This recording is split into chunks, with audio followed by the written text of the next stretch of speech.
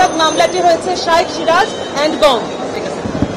শাইখ সিরাজ হয়েছে 1 নম্বর আসামি, চ্যানেলের বার্তা সম্পাদক।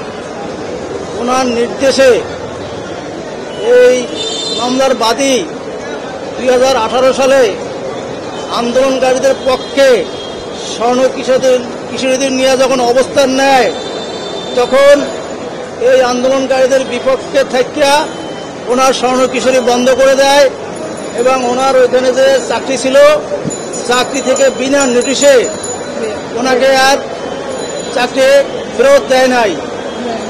এ পর্যন্ত 2024 সালে যে কোঠা আন্দোলন ছিল, যেহেতু উনি স্বর্ণ কিশোরীর চেয়ারম্যান এবং বাংলাদেশের মানুষের এই শিক্ষার্থীদের পক্ষে উনি সবসময় কথা বলে, উনি বলিষ্ঠ কণ্ঠ।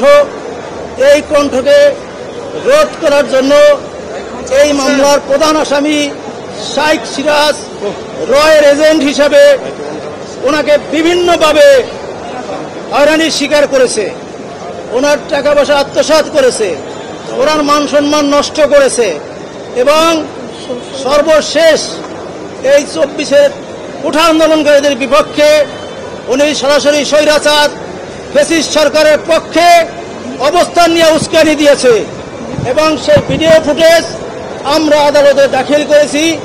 বিজ্ঞ আদালত এই মামলাটি শুনে সন্তুষ্টি হয়ে সিআইডিতে তদন্তের এক আদেশ প্রদান করিয়াছে।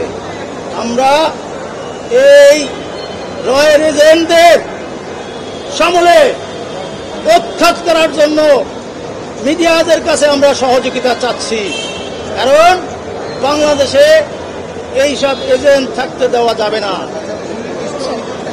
সুনির্দিষ্ট অভিযোগ, ওনার 18 সাল থেকে এই পর্যন্ত প্রতি মাসে 1 লক্ষ টাকা করে বেতন, সেটা ওনাকে পরিশোধ করে নাই।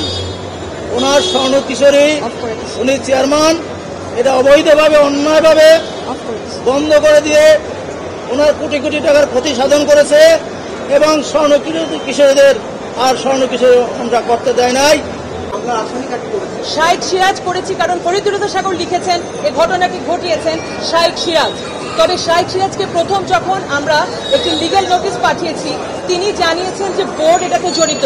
যেহেতু ফরিদুর রেজা সাগর বিদেশে ছিলেন, অসুস্থ ছিলেন দীর্ঘ সময়, তিনি এই বিষয়ে কিছু জানেন না বিধায় পরবর্তীতে তাকে অনুরোধ করলে তিনি বলেন বোর্ডে তিনি এটা প্লেস করতে পারছেন না। এরপরে আমি বোর্ডের, যেহেতু উনি লিখেছেন শাইখ সিরাজ, বোর্ডের সকলে এটার সাথে সম্পৃক্ত, বোর্ডের বাকি সকলকে এখানে সম্পৃক্ত করা হয়েছে। মানববন্ধন করেছে স্বর্ণ কিশোরী, সূর্য কিশোরদেরকে নিয়ে। তখন এই চ্যানেল আইতেই আমরা শুরু করেছিলাম এই যাত্রা 2012 সালে। 2018-তে এসে এই অনুষ্ঠানটি হঠাৎ বন্ধ করে দেওয়া হয়। পরবর্তীতে আমি জানতে পারি ফরিদুর রেজা সাগরের লেখা সমকালে তিনি লিখেছেন শাইখ সিরাজ ঘটনাটি ঘটিয়েছেন। আমার অভিযোগ, এই অনুষ্ঠানটি বাংলাদেশের যে 2 কোটি কিশোর কিশোরী আছে তাদের প্রাণের অনুষ্ঠান। তারা এখানে ইনভেস্ট করেছে তাদের স্বপ্ন, তাদের শ্রম, তাদের মেধা, তাদের টাকা। এই অনুষ্ঠানটি বিনা বাক্যে, যা ফরিদুর রেজা সাগরও বলেছেন, বন্ধ করে দেবার অধিকার কোনো মিডিয়ার নেই। সুতরাং আমার দাবি অনুষ্ঠানটি আবারও শুরু হবে একই চ্যানেলে এবং অন্যান্য চ্যানেলও যদি আমাদের সহযোগিতা করে। কিশোর কিশোরীদেরকে নিয়ে আমরা অনুষ্ঠান করতে চাই, আমরা তাদের পুষ্টি নিশ্চিত করতে চাই, বাল্যবিয়ে রোধ করতে চাই। দ্বিতীয়ত, সেই সঙ্গে সঙ্গে একজন মিডিয়া কর্মীকে যদি বিনা বাক্য ব্যয়ে, কথোপকথন ছাড়া হঠাৎ করে তার বেতন বন্ধ করে দেওয়া হয়, তাহলে তার রুটি রুচিতে আঘাত পড়ে।